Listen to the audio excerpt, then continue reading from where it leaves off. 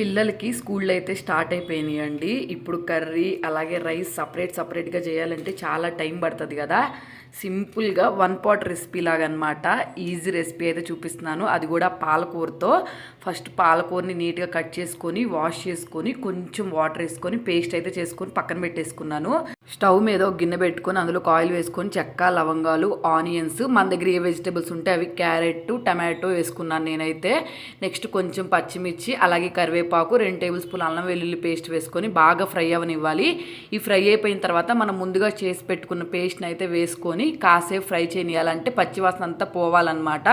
పచ్చివాసన పోయిన తర్వాత కొంచెం salt, 1 table spoon garam masala వేసుకొని ఇవి కూడా ఫ్రై అయిపోయిన తర్వాత మనం తీసుకున్న బియ్యానికి వాటర్ ఎంతైతే అవసరం అవుతాయో అంత వాటర్ వేసుకొని కొంచెం పుదీనాకు, కొత్తిమీర వేసుకొని ఇది కూడా కొంచెం మసాలా కాగిన తర్వాత మనం ముందుగా నానబెట్టుకొని ఉంచుకున్న బియ్యాన్ని అయితే వేసుకొని దీన్ని మనం రైస్ ఎలా కుక్ చేసుకుంటామో అలా కుక్ చేసుకోవచ్చు. మీరైతే కావాలనుకుంటే కుక్కర్లో కూడా కుక్ చేసుకోవచ్చు. నేనైతే నార్మల్ గిన్నెలో చేశాను. పాలకూర అంటే ఇష్టం ఉండని పిల్లలు కూడా అసలు పాలకూర అని కూడా తెలియకుండా వాళ్ళకి పెట్టేయచ్చు. రెసిపీ అయితే చాలా బాగా వచ్చింది. మీరు ట్రై చేయండి, నచ్చితే సబ్స్క్రైబ్ చేసుకోండి.